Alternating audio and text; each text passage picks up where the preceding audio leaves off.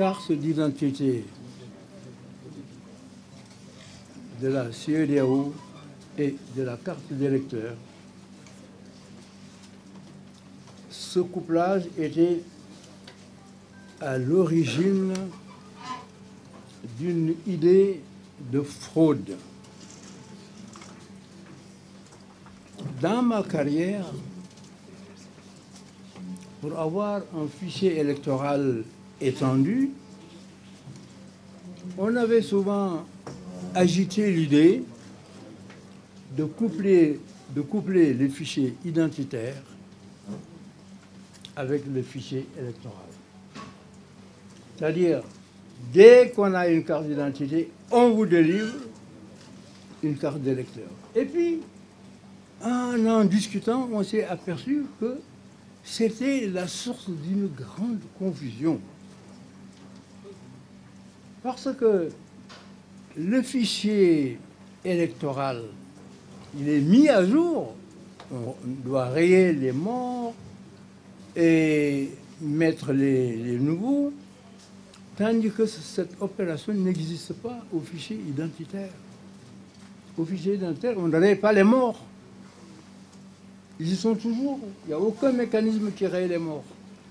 Donc, si vous couplez les deux, cela veut dire que celui qui peut voter, c'est celui qui a la carte d'électeur. Et que vous pouvez avoir la carte d'identité de la CEDEAO sans pouvoir voter. Et c'est ce qui est arrivé.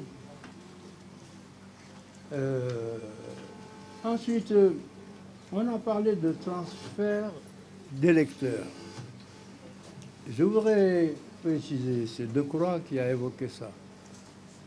Le transfert d'électeurs comme mode de rééquilibre des majorités, ça date de très longtemps.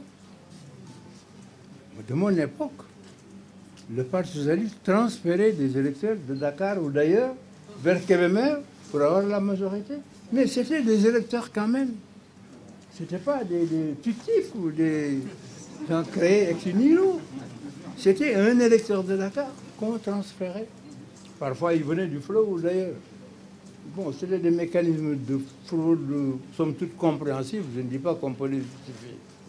Mais le transfert, ici, c'est ce qui s'est passé à Dagana. C'est un transfert de faux électeurs.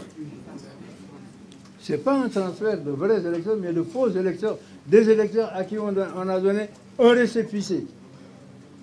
Vous savez, il y a récépissé et récépissé. Quand on s'inscrit pour une carte d'identité, on vous donne un récépissé. Quand on s'inscrit pour la carte d'électeur, le fichier électoral, on vous donne un récépissé.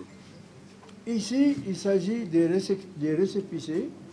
Ils ont voulu que le récépissé donné à l'occasion de l'inscription pour une carte d'identité serve en fait de carte d'identité lorsque la personne n'a pas de carte d'identité.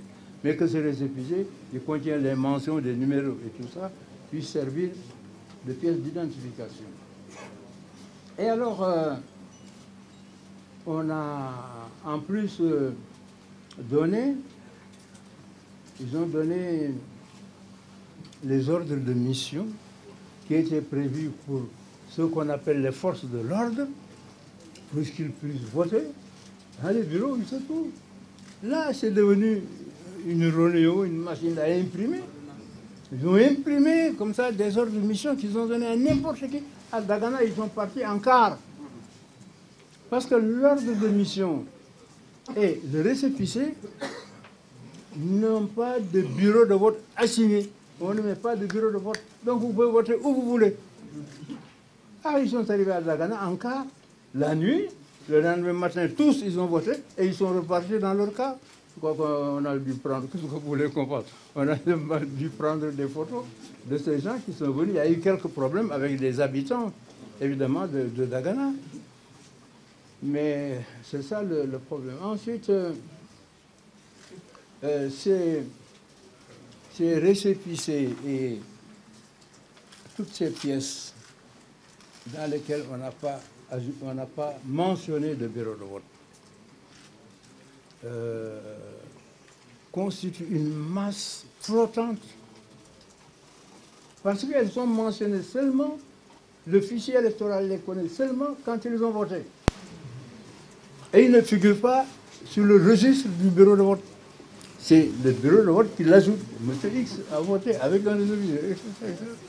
C'est une masse flottante qui fait des dizaines et des dizaines de milliers de gens qui ont voté. Bon, bref, je crois, mesdames, messieurs, que vous avez entendu les exposants vous donner des informations dont vous connaissez la plupart sur le déroulement de ces élections. Et nous vous dirons simplement que vous nous compreniez lorsque nous disons que nous ne voulons plus à l'avenir participer à des élections organisées par Macky Sall. Il peut ne pas nous croire et organiser des élections. On verra bien. On verra bien, ça. C'est le futur, l'avenir qui va nous juger. Nous disons des élections organisées par Macky Sall et son gouvernement. S'il le fait, ce n'est même pas la peine qu'il se fatigue pour 2019. Si c'est ce qu'il veut faire, il n'a qu'à attendre 2019 et se proclamer non seulement élu, mais super élu à 140%, comme il veut.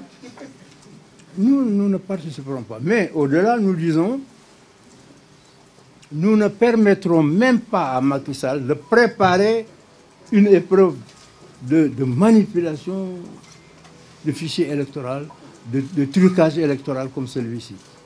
C'est deux choses différentes. Nous ne participerons pas, mais nous ne permettrons pas. Ça aussi, c'est l'avenir qui va juger.